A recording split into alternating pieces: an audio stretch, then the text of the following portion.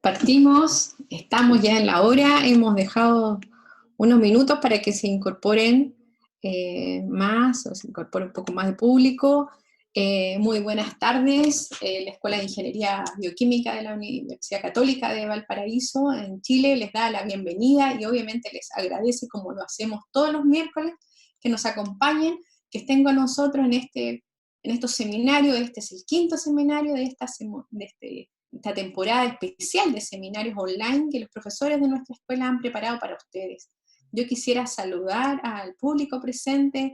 Tenemos público desde Perú, Flor, de María, David, Alicia, de Colombia, está Luis, de España, Raquel, nos envían saludos, Juan de Bolivia, también tenemos gente de regiones, de otras ciudades, estamos con Temuco, nos saluda Patricio de la Cuarta Región, de Casablanca, Juan Carlos, gracias por los saludos, y Marcela de Quillota, muchas gracias, acá sigo leyendo desde Guatemala, gracias por estar con nosotros, Talcahuano, México, sin duda esto nos motiva a seguir, y seguimos con este quinto seminario que hoy será dictado por un profesor también de nuestra escuela, el profesor doctor Álvaro Torres, quien es ingeniero ambiental, es magíster en ciencias de la ingeniería, mención biotecnología, y es doctor en ciencias de recursos naturales por la Universidad de la Frontera en Chile.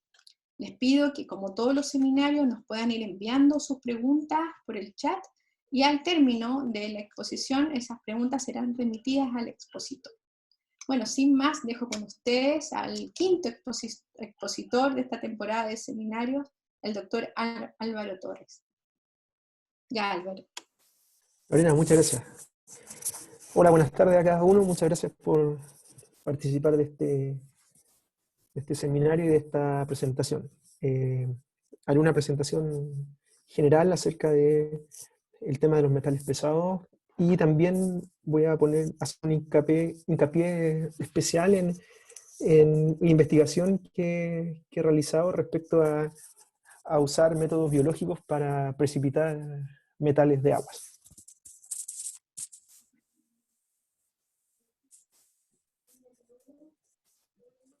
Ahí. Bueno, de todo, ¿no es cierto?, es bien sabido, y hay bastante información al respecto de los metales pesados, los cuales pudiésemos definir como aquellos que presentan una alta densidad, mayor a la que aparece allí en la presentación, 5 gramos por metro cúbico, y que tienen pesos moleculares que rondan entre los 60 y los 200 gramos por mol. Los metales pesados, o algunos de los considerados metales pesados, ¿no es cierto?, de cobre, cromo, cadmio, zinc y otros, tienen un efecto doble, ya que, como todos ustedes bien saben, a bajas concentraciones, algunos de ellos son esenciales por ser cofactores enzimáticos, pero a altas concentraciones pueden causar problemas debido a su toxicidad. Dentro de estos cabe señalar el arsénico, que es uno considerado metal, de los más, quizás, podríamos decir, de los más que está puesto en la mira, especialmente en nuestro país, debido a la gran contaminación que hay en el norte por arsénico propia de la extracción del cobre, del proceso minero. Las industrias que están asociadas a la contaminación, a la liberación de estos metales pesados en el ecosistema, son principalmente las minerías, ¿no es cierto?, de metales ferrosos. Se destaca aquí las concentraciones que hay en los drenajes ácidos, relaves, que son los más importantes, y como ustedes bien saben, atañen de forma importante a nuestro país. Extracción de otros minerales, ¿no es cierto? También la industria metalúrgica, las pinturas, pigmentos también tienen concentraciones altas de plomo, un poco de cromo, baterías, el cadmio, la industria electrónica también, todas ellas tienen contribución a la contaminación por los metales pesados. Bueno, ¿qué es lo que convencionalmente se utiliza para tratar los metales? Bueno, hay varios tratamientos que se utilizan, como la precipitación química. Ustedes pueden ver en la imagen. Yo quise poner solamente algunos de los más usuales, destacando los rangos que tienen de, de metal pesado inicial a tratar, en el caso de la precipitación química, de un par de miligramos litro hasta los gramos litro, con altas eficiencias de remoción. Lo mismo ocurre, ¿no es cierto?, para electrodiálisis, nanofiltración, pero depende, ¿no es cierto?, la eficiencia de remoción también está asociada a la concentración inicial de los metales y el tipo, obviamente, de metal que necesita ser tratado. Bueno, dentro de las opciones, ¿no es cierto?, dentro de las opciones convencionales, cabe destacar que en general podemos asociar ciertas desventajas que están asociadas a estos tratamientos. Esto dice en relación con altos costos energéticos, con el uso de químicos y también con que finalmente se genera un lodo que es tóxico. Por lo tanto, desde cierto punto de vista, se traslada el problema de los metales pesados desde una fase que es la fase líquida a una fase sólida, la cual hay que gestionar y estabilizar de todos modos.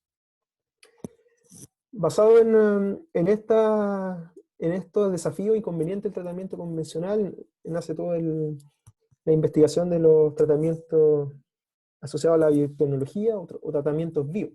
¿Ya? Solo nombrar algunos de ellos: la biosorción, bioacumulación.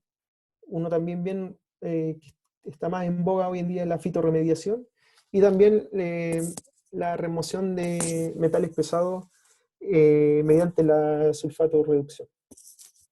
¿Esto qué ventajas presentan? Básicamente una baja producción de lodo en contraste a los métodos convencionales, una reducción de energía, también un consumo menor de material, pero también presenta un gran problema que queda una biomasa con metales. Una biomasa con metales, y bajo ciertas condiciones se podrían removilizar al medio, en este caso al agua. Sin entrar en tanto detalle, ¿no es cierto?, yo he comentado algunos de los tratamientos desde la biotecnología, pero quiero mencionar uno que es parte de lo que he realizado investigación en mi postdoctorado, que es el tratamiento del mecanismo de MICP. ¿Ya? MICP significa calcita precipitada biológicamente, por inducción biológica. ¿Qué consiste esto? Consiste básicamente en precipitar carbonato de calcio. Ese es el mecanismo de MICP inicial. Y este mecanismo de MICP podría ser utilizado para precipitar los metales bivalentes. Quisiera, antes de entrar efectivamente a la remoción de metales pesados, comentar cómo funciona el proceso de MICP. Como ustedes pueden ver en la imagen, en la primera instancia ocurre la hidrólisis de la urea, o sea, necesita el sustrato urea, y bacterias con esta capacidad, ¿no es cierto?, hidrolizan la urea, ¿no es cierto?, liberando amonio y ácido carbónico. El equilibrio químico en fase acuosa del amonio, ¿no es cierto?, o este equilibrio entre amonio y amoníaco, libera ion hidróxido, el cual permite que en el medio también esté presente en equilibrio el carbonato. ¿Sí?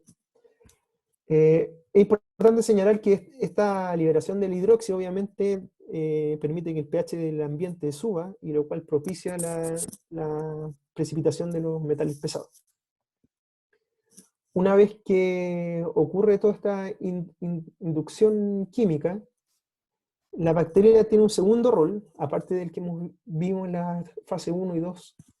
Un segundo rol es que debido a las cargas en la, en la superficie bacteriana, que son generalmente negativas, permiten que haya absorción de cationes, en este caso calcio, lo que ustedes pueden ver en círculos rojos.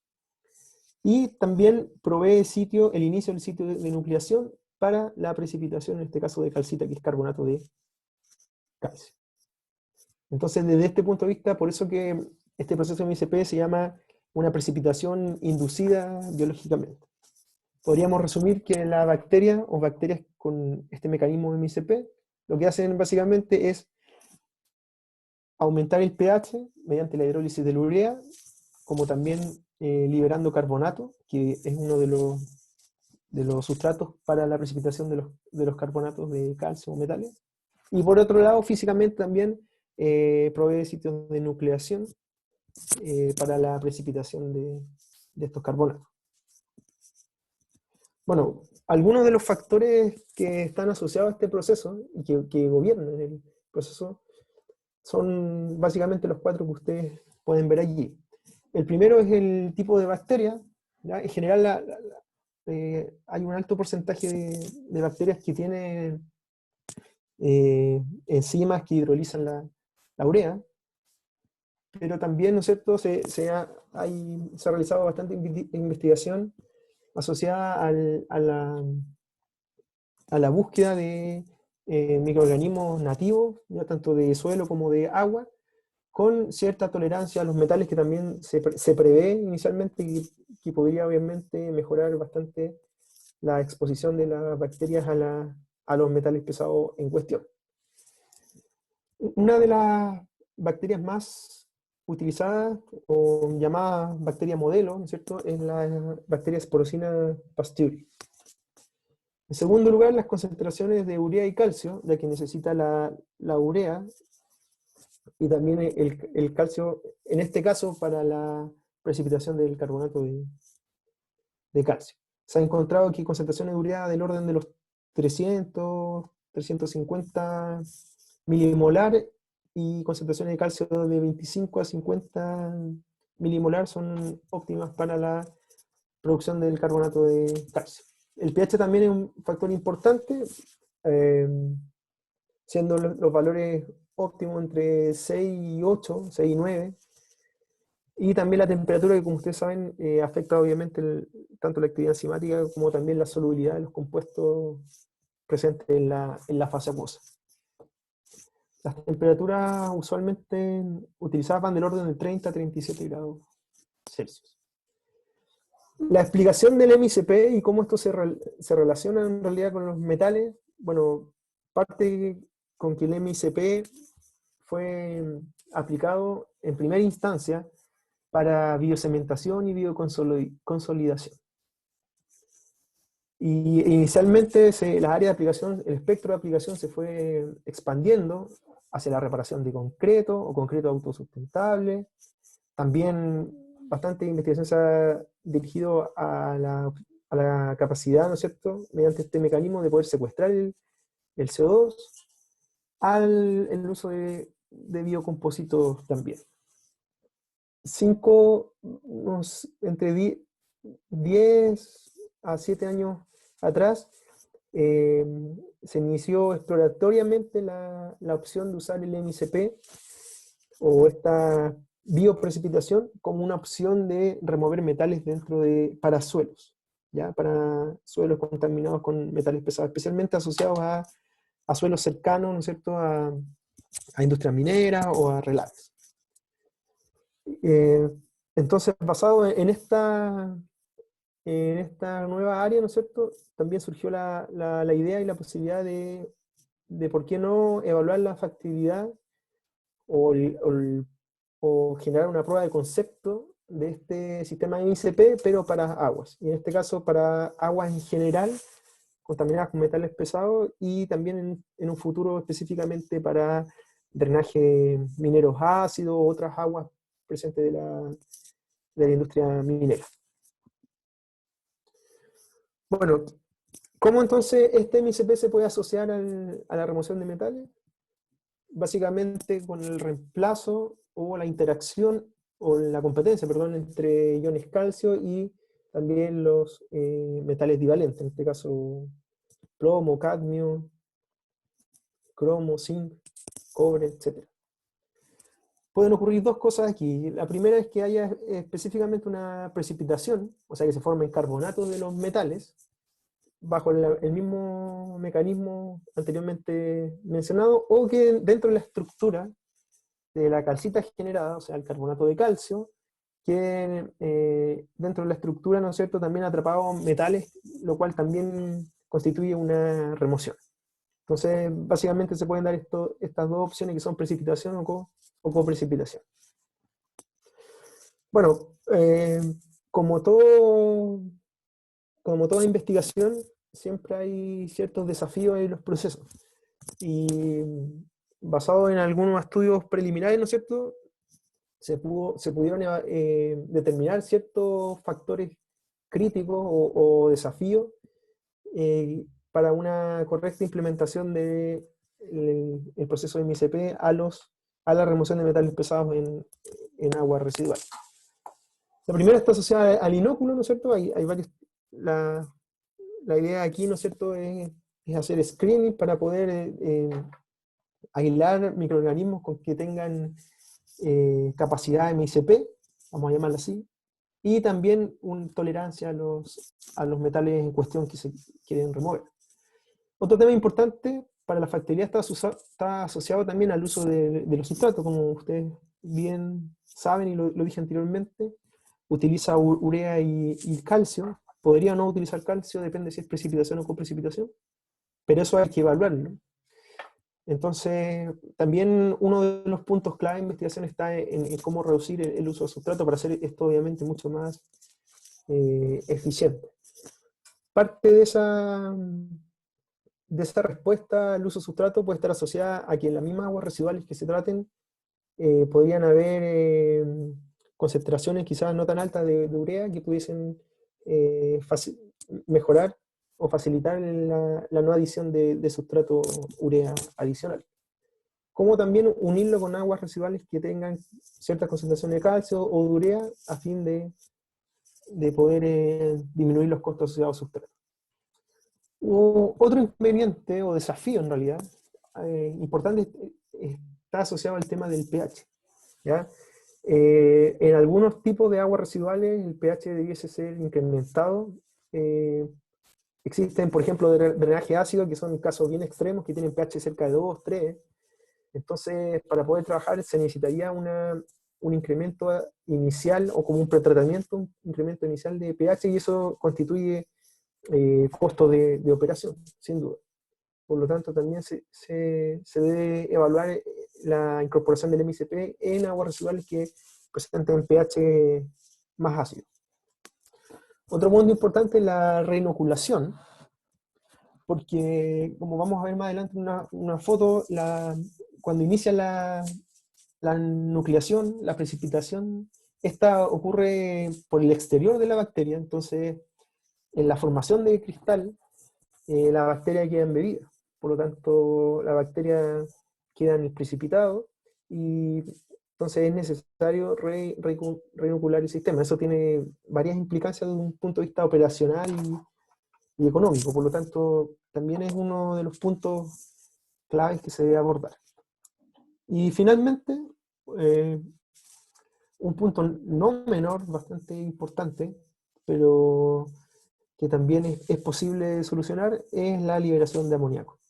De amonio, perdón. ¿Por qué la liberación de amonio? Porque las concentraciones de urea utilizadas son bastante altas, por lo tanto hay amonio en el efluente y esto constituye un desafío importante, principalmente asociado a la baja de las concentraciones de urea para disminuir la concentración de amonio en el efluente. Bueno, ¿qué es lo que se ha realizado? Bueno, se ha evaluado la remoción de metales mediante MICP para cobre, cadmio y plomo. Yo quisiera en esta presentación centrarme principalmente en el cobre, porque ha sido uno de las áreas en las cuales hemos realizado mayor investigación.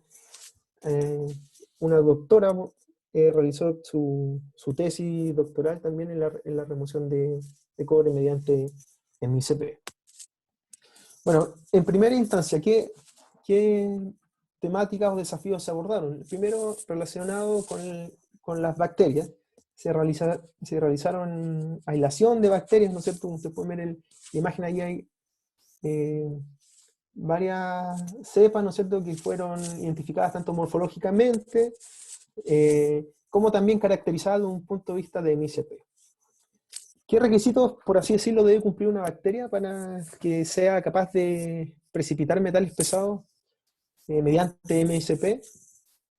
Bueno, primero debe tener una capacidad debe tener actividad, ¿no es cierto? Actividad enzimática, actividad ureasa. Entonces, como pueden ver en la imagen de la derecha, la que está aquí abajo, es necesario, ¿no es cierto?, poder, a través del tiempo, poder medir la actividad enzimática.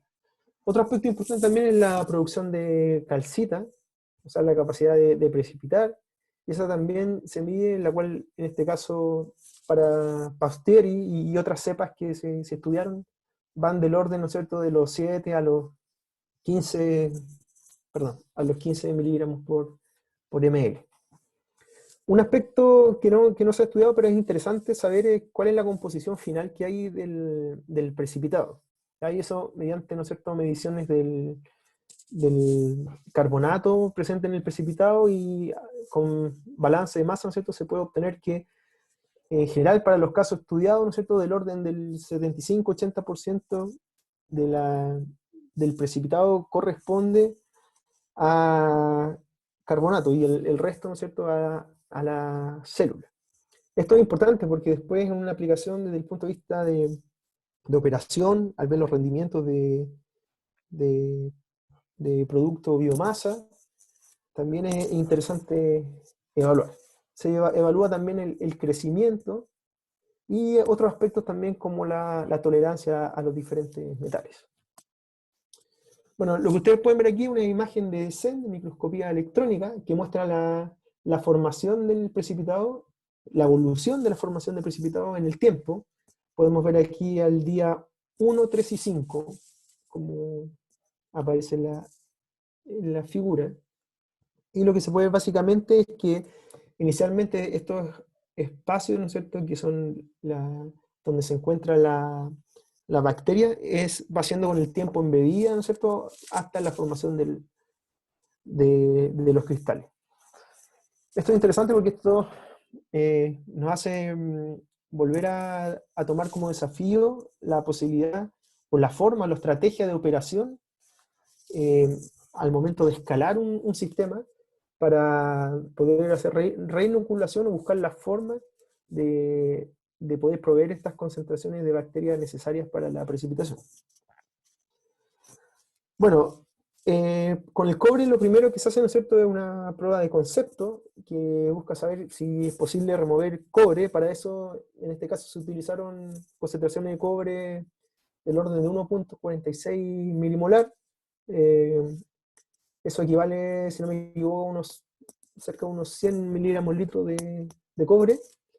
Y los porcentajes de remoción que se obtienen son bastante bajos, ¿ya?, del orden del 10 o cercano al 10%. Se realizó, a forma de corroborar el por qué eran tan bajos estas concentraciones, se hizo una simulación con un software llamado Visual Mintec, que es un software que sirve para hacer balance de especies en un sistema acuoso. ¿Qué se considera aquí? Bueno, es una simulación que considera solamente aspectos químicos, abióticos. Entonces lo que se hizo es, se simuló abióticamente la hidrólisis de la urea, o sea, se adicionó una cantidad de urea y si ocurre 100% de hidrólisis, en el caso de la urea, tenemos, por un mol de urea tenemos 2 moles de amonio y un mol de carbonato que se libera. Entonces, basado en eso, se hace una simulación, y en esta se ve, ¿no es cierto?, que debido a la alta concentraciones de amonio liberado, se forma un complejo de amonio-cobre, que es el que ustedes ven aquí, ¿ya? Y ese complejo no permite que precipite, en este caso, el cobre. Entonces, los aspectos importantes que nos plantea de estos resultados son sobre la concentración de urea que se debe utilizar para estos sistemas y para una futura implementación a escala mayor. En realidad reafirman, ¿no es cierto?, los desafíos que inicialmente se plantearon respecto al urea. Bueno, entonces, ¿qué se hizo al respecto? Se simuló, ¿no es cierto? Ahora se partió al revés, se simuló para qué condiciones sería esperable poder precipitar el cobre. Y lo que ustedes ven aquí es que estas tres gráficas son para diferentes concentraciones de urea, partiendo de 333 milimolar, que según bibliografía la concentración más utilizada es una concentración bastante alta, y es la concentración que se usaron en todos los ensayos anteriores. Se utilizó también entonces una concentración de 100 milimolar de urea y se simuló también a 50 milimolar. Lo que ustedes pueden ver son los porcentajes de precipitación de diferentes compuestos. En amarillo, malaquita, que son carbonatos de cobre. Malaquita y azulita son carbonatos de cobre. La tenorita es óxido de cobre, perdón. Y lo que está en plomo es la fracción que no precipitó, sino que está soluble, en este caso en el complejo amonio-cobre soluble que les mencioné anteriormente. Bueno, ¿qué se puede ver aquí? Que cuando hay bastante altas concentraciones de urea, como hay una alta hidrólisis y una alta liberación del amonio, se forma este complejo, y como la misma hidrólisis de la urea aumenta el pH es de 8 y 9 y ya está la mayoría del cobre está en el complejo y no podría precipitar, ¿ya? A diferencia de si esto se mantuviera pH entre valores 6 y 7, donde se esperaría que se formara este carbonato. ¿Qué podemos ver aquí? Que a medida que va bajando la concentración de urea, podemos ver que en un rango de pH mucho más alto, entre 7 y 9, es posible precipitar cobre. Bueno, entonces por un lado tenemos, desde un punto de vista de la simulación y de este desafío con el complejo amonio-cobre, que es mejor, ¿no es cierto?, bajar las concentraciones de urea. Ahora, esto es importante porque también son concentraciones más bajas de amonio que se liberaría como un futuro efluente. Pero eso también hay que contrastarlo también con el crecimiento de la bacteria. Entonces, se hicieron ensayos de crecimiento, como ustedes pueden ver aquí, en la figura A, ¿no es cierto?, se muestra la densidad óptica a 600 nanómetros para curvas de crecimiento de 333 milimolar, 100, 10 y 1. ¿Ya? Entonces se puede ver que a 1 milimolar no hay crecimiento de la bacteria, y sí hay un crecimiento, ¿no es cierto?, a 10 milimolar y, bueno, obviamente a 100 y a 300. En relación al pH, el pH en general, ¿no es cierto?, excluyendo el caso de 1 milimolar, ¿no es cierto?, alcanza valores cercanos a 8, 9.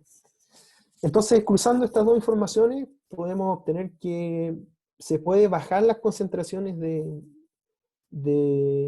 urea, lo cual, como vimos en las gráficas anteriores, mejoraría la opción de precipitar carbonatos de cobre sin afectar el crecimiento. Entonces, esto es súper importante porque nos indica que ya eventualmente se puede realizar una reducción importante de la urea. En este caso, por ejemplo, al estar entre valores de 10 y 100, en el caso de 100 podríamos bajar en un tercio la concentración inicial de urea, y eso tiene una repercusión bastante importante en los costos de operación. Bueno, lo que se hizo aquí también es que se realizaron ensayos, ¿no es cierto?, ensayos de crecimiento bacteriano con diferentes concentraciones de urea, pero también con diferentes concentraciones de metal. Las concentraciones de metal van del orden de 0,5 a 1,5 milimolar. ¿Ya? Esto es de 33 milimolar a 200, creo, si no me equivoco. Miligramos litros de cobre. ¿Qué es lo que se puede ver aquí? Que en todos los casos se alcanza un pH cercano a 9. El crecimiento aumenta a medida que baja la concentración de urea, o dicho de otro punto de vista, cuando hay mayor concentración de urea, baja el crecimiento. Y un aspecto importante aquí es que se puede notar que a medida que se aumenta la concentración de urea, también aumenta la concentración de cobre en la cual hay crecimiento. ¿Ya? La columna aquí muestra de todas las concentraciones probadas, 0,5, 1 y 1,5, a qué concentración dejó de existir crecimiento. Esto obviamente por inhibición.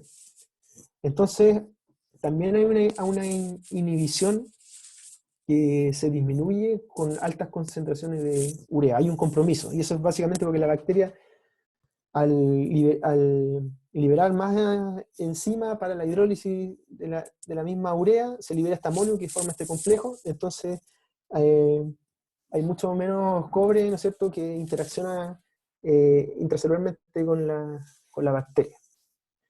Los porcentajes de hidrólisis también van aumentando.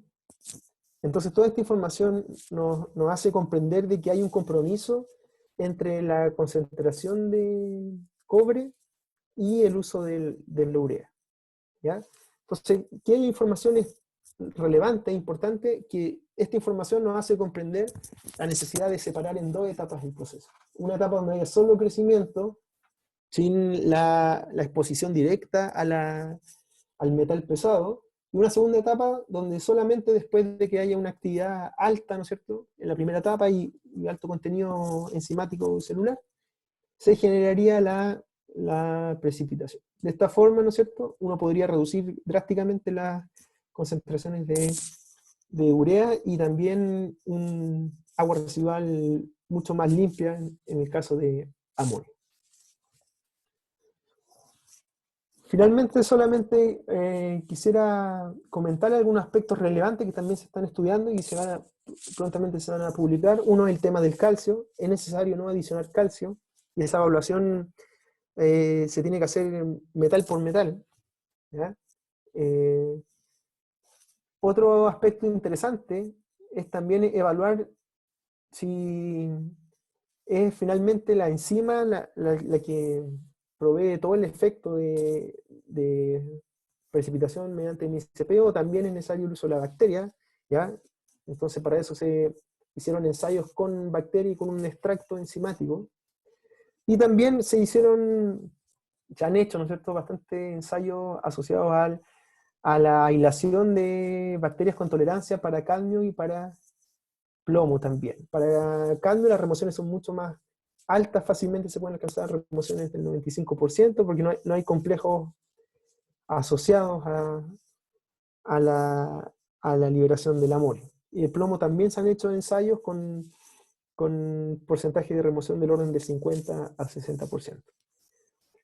¿Qué es lo que finalmente quedarían como proyecciones futuras para el MICP? Bueno, es la implementación de esto no en aguas sintéticas, sino en aguas residuales para tratar diferentes concentraciones. También evaluar el uso de MICP para la remoción de múltiples metales, ya no solo de uno, sino múltiples metales que estén en el agua residual.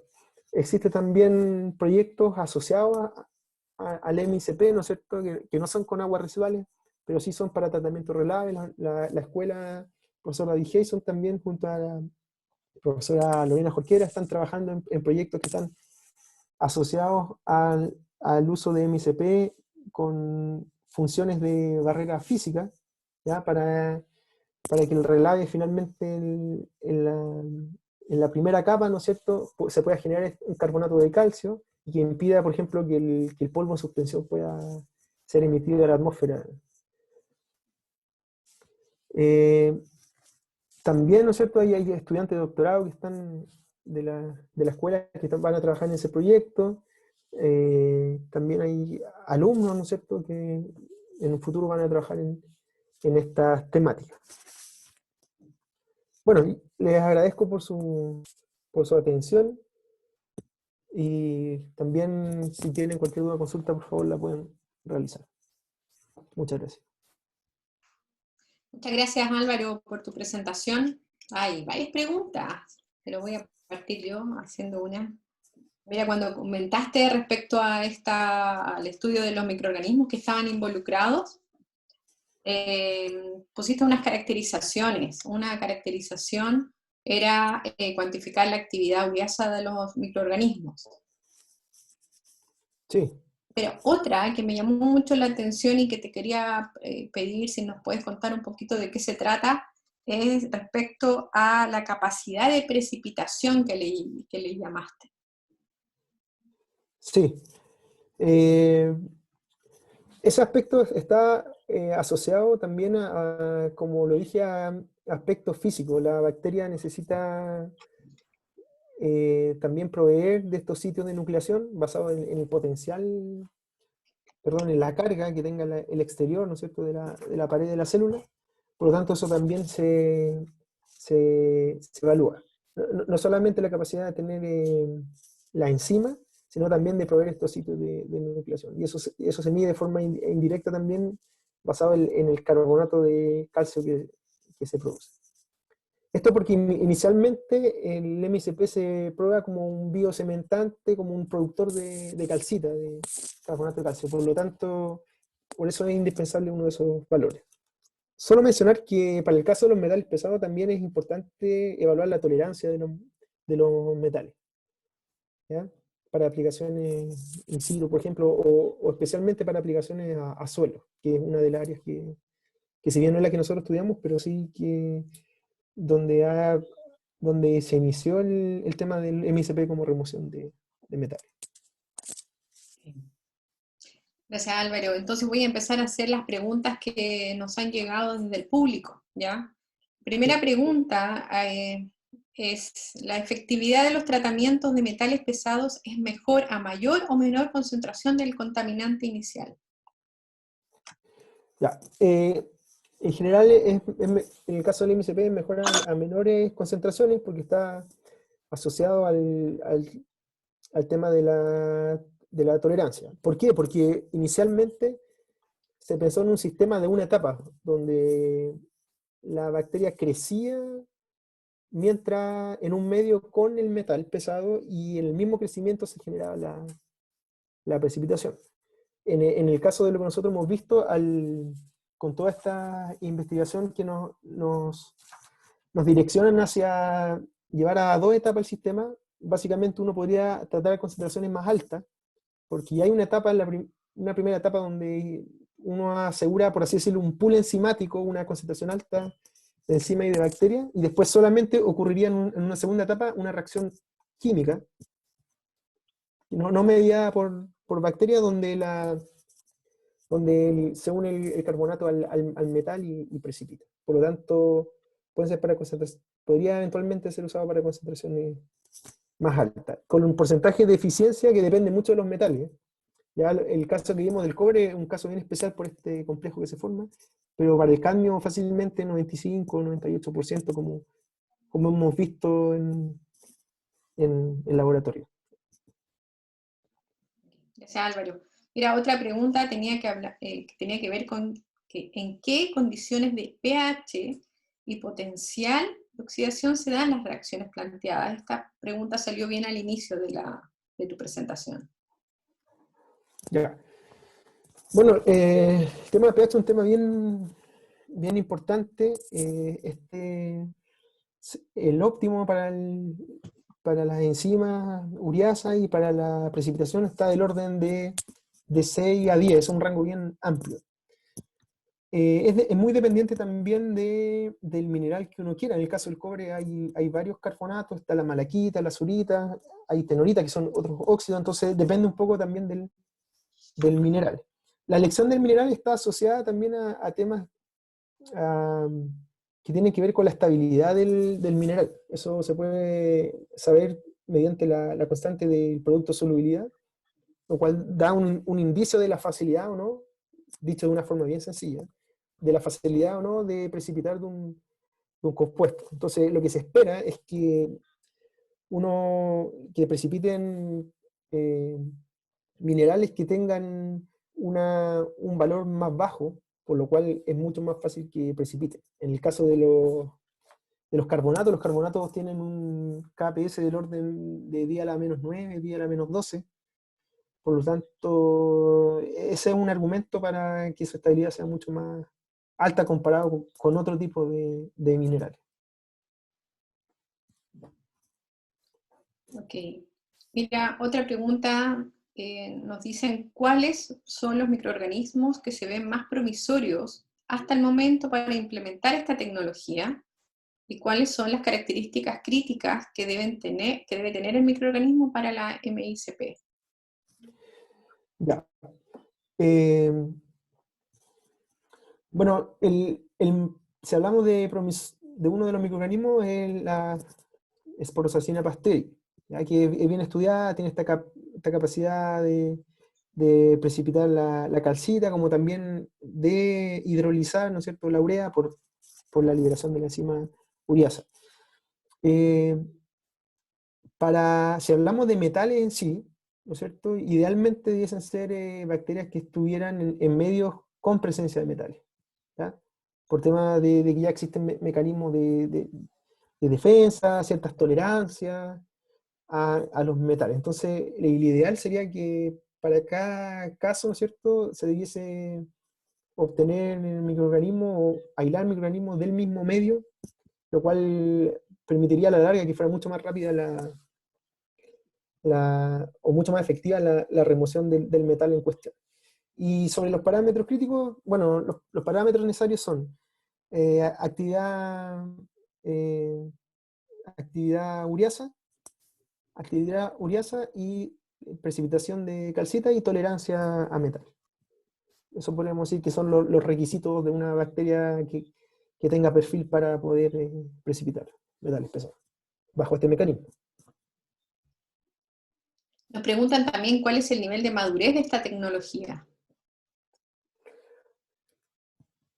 Es de usar la MSP para metales pesados es bastante bajo, porque solo se habían hecho un par de pruebas en batch de remoción de metales. O sea, lo que yo hice, lo que estamos haciendo, bueno, podríamos decir lo que hice, porque no creo que con con este año era mi último año del postdoc, pero yo creo que difícilmente se va a poder investigar algo en lo que queda.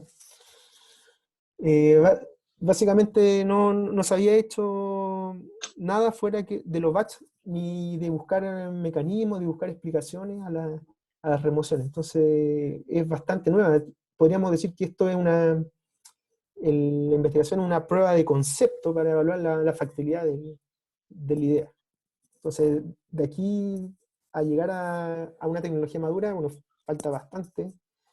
Y principalmente hay que hacer pruebas, yo creo, para múltiples metales. Yo creo que allí está el tema más importante. O sea, pensar en tener solo para remover un metal, eh, por así decirlo, sin considerar otro, no es muy rentable. Acá había otra pregunta justamente en la misma línea que hacían respecto al nivel de evaluación y cuándo se pensaban escalar este proceso. Bueno, los pasos a seguir obviamente es escalarlo, pero para eso hay que probar un primer prototipo podríamos decir, de etapa de operación.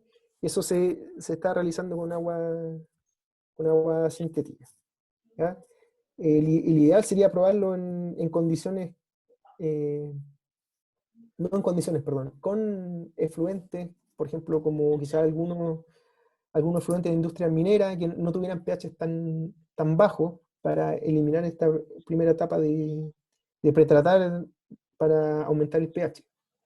Pero sí, es algo que se pretende hacer. En este momento estamos solamente haciendo una evaluación para los metales y buscando los óptimos, por así decirlo, para precipitar estos metales como carbonato. Otra consulta, ¿qué especies coprecipitarían junto al cobre? ¿Cuál sería el factor preponderante, ya que el cadmio y el plomo tienen diferentes KPS? Sí, mira, de las pocas investigaciones que se han realizado, al parecer el cadmio coprecipitaría. Por lo tanto, en el caso del cadmio, de cierta forma es esencial el uso del calcio. ¿Ya? No, en el caso del cobre, este podría precipitar como malaquita, como azurita. Por lo tanto, aquí es interesante porque el quitar la fuente de calcio significa disminuir bastante los costos asociados a la operación. En el caso del plomo no se ha evaluado aún. No recuerdo en otros metales, pero en general solo para algunos se ha ido evaluando cuál sería el mecanismo, si es precipitación o coprecipitación. Mencionaste como una de las desventajas de los procesos convencionales la formación de lodos tóxicos. Y no quedó claro de qué forma el residuo de calcita, bacteria y metales pesados es más ventajoso en su disposición posterior en comparación con los lodos. Sí, mira, bueno, dos cosas. Una que algo que no está dentro de la investigación inicial, pero sí la valorización del precipitado. ¿Ya? En general los carbonatos tienen bastante uso y hay que considerar que los carbonatos también tienen metales que dependiendo del metal, ¿no es cierto?, podría ser interesante poder volver a extraer los metales ahí o resolubilizar. Mira, estos metales tienen menos posibilidad de removilizarse o resolubilizarse basado en el KPS, si lo comparamos con otros tipos de óxido, etc. ¿Ya? Hay otras tecnologías también que son de un punto de vista biológico, que es la sulfato reducción, que también tiene ciertas características similares, pero en vez de generar carbonatos se generan sulfuro de cobre, de cadmio, tienen KPS un poco más bajos que incluso que el carbonato, por lo cual es más fácil que puedan no ser resolubilizados. Por ejemplo, hay algunos estudios así bien preliminares que a pH 2, 2,5, no recuerdo bien, recién se podría quizás solubilizar algo del, del carbonato y del metal. Por lo tanto, para aplicaciones in situ o desde un punto de vista ambiental, hay bastante posibilidad de que sea mucho más estabilizado este precipitado. Hay dos consultas que me parecen que van en el mismo sentido. Me dicen, ¿todas estas precipitaciones quedarían en los lodos? Y otra es, ¿qué se hace con los precipitados una vez aislados? Ya. Bueno, los precipitados son los lodos, por así decirlo. ¿Ya? ¿Y qué se puede hacer? Bueno, es un poco como lo que respondí anteriormente. O sea, hay una línea que es interesante que sería la valorización o el uso de estos carbonatos, especialmente también porque hay una área de investigación de la nanopartícula. ¿Ya? Y se ha mostrado, no recuerdo si para el cadmio, pero para el cobre también que se forman estas nanopartículas.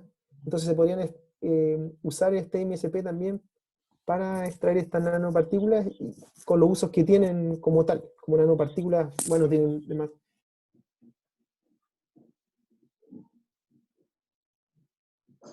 Álvaro, Álvaro.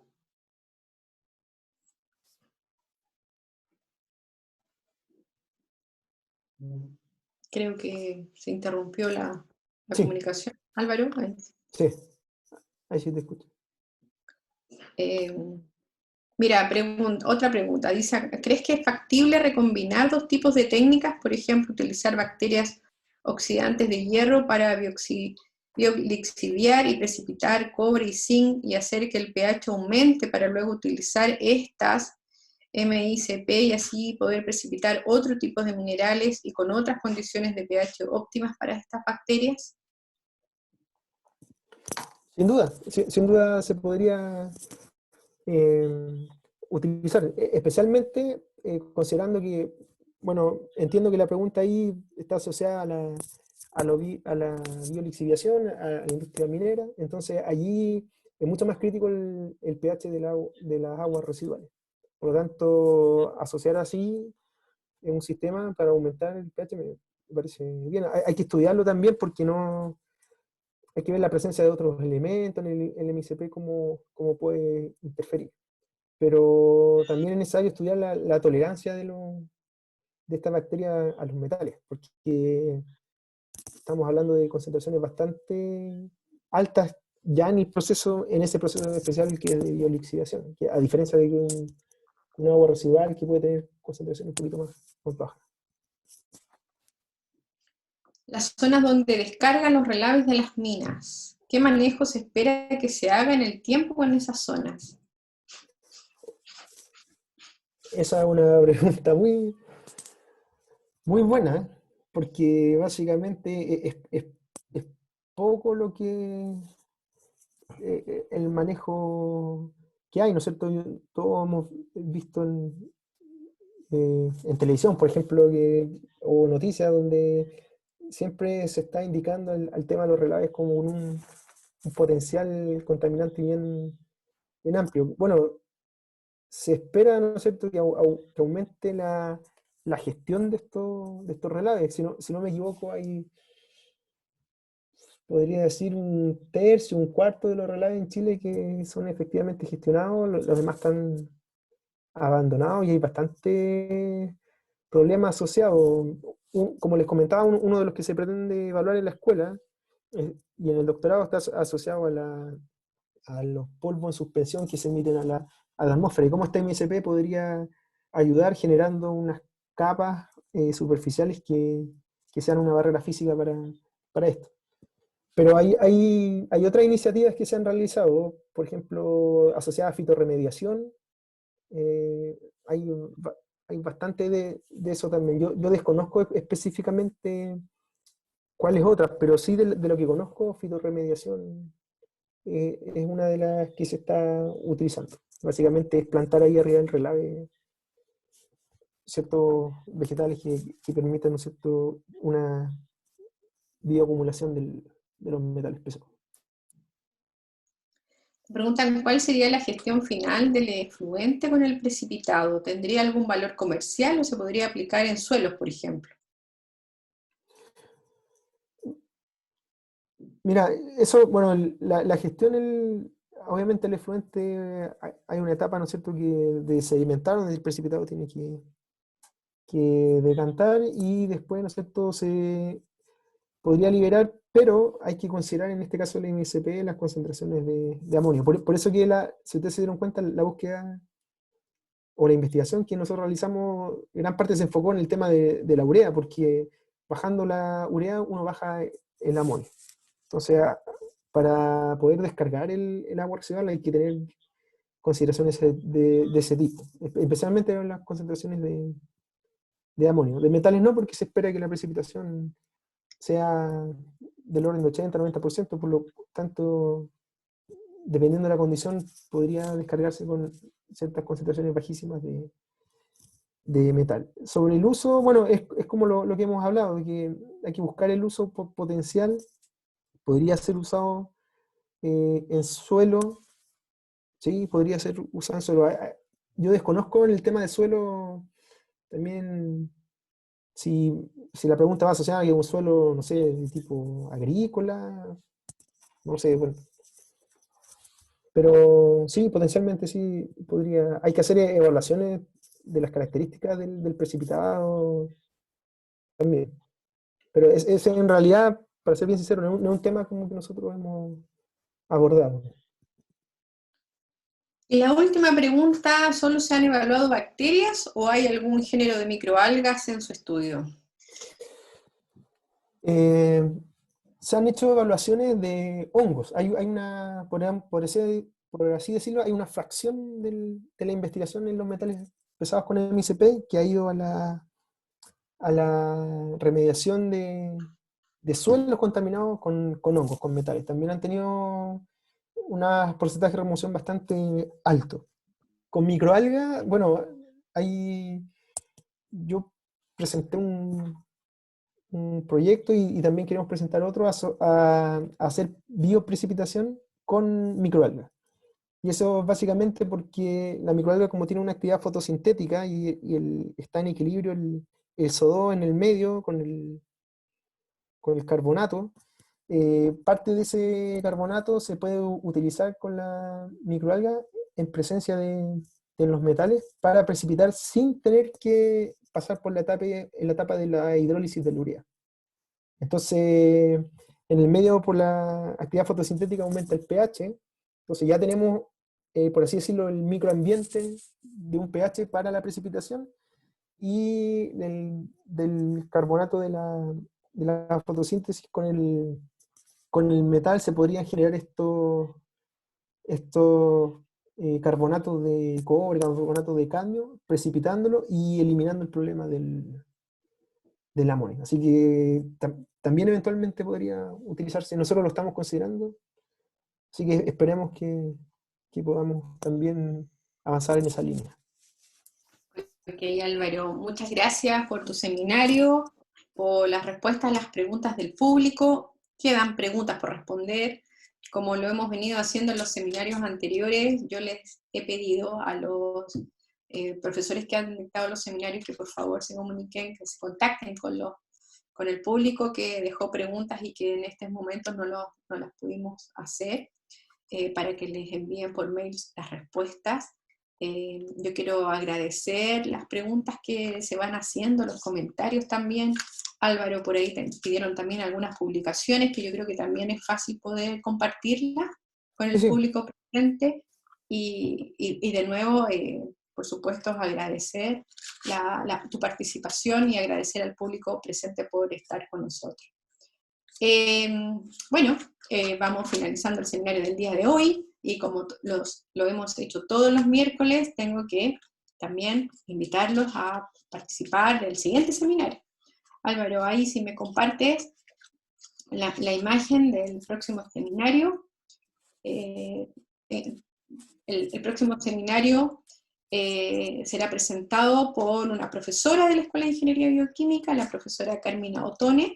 Quedan todos invitados, la forma de participar es la misma que ustedes han venido haciendo. Por favor, les pido que entren al Facebook de la Escuela de Ingeniería Bioquímica de la Pontificia Universidad Católica de Valparaíso para poder inscribirse y participar de este sexto seminario de esta temporada online que hemos preparado para ustedes. Sin más, me despido, les deseo a todos que tengan una muy buena semana y los esperamos el próximo miércoles. Hasta luego y muchas Chao, gracias. muchas gracias, que estén muy bien. Gracias.